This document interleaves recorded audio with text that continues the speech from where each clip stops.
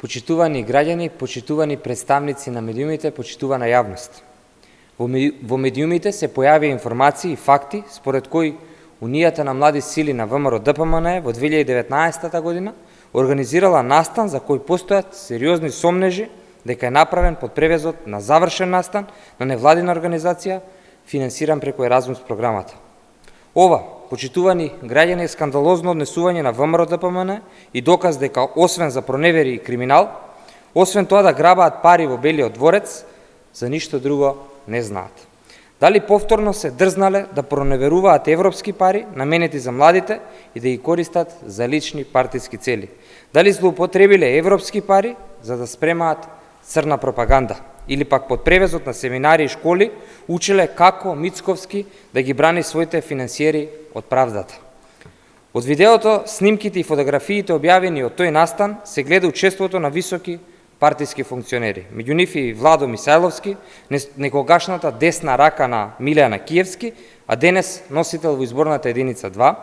Меѓу нив и Александар Николовски, несудениот амбасадор во Брисел и докажен извор на лажни вести, а денес носител во изборната единица 4.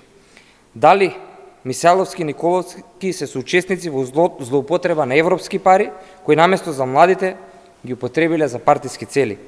Какви искуства им пренеле овие двајца на младите? Дека можат да злоупотребуваат домашни и европски пари и да останат неказнети? Ги повикуваме надлежните институции веднаш да отпочнат истраги за сомнежите од овој случај.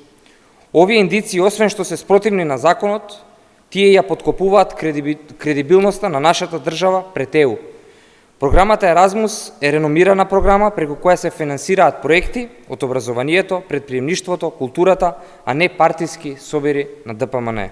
Очигледно е дека и во младината на ВМРО-ДПМНЕ е истата матрица во која е заглавена оваа партија. Затоа, на 15 јули, младите повторно ќе ги казнат криминалиите, расипничките и неодговорни постапки на ВМРО-ДПМНЕ. На 15 јули ќе им ставиме забрана да не можат да се приближат веќе до европски пари, затоа што се покажа дека веднаш ги крадат или ги трошат за нивни партиски цели.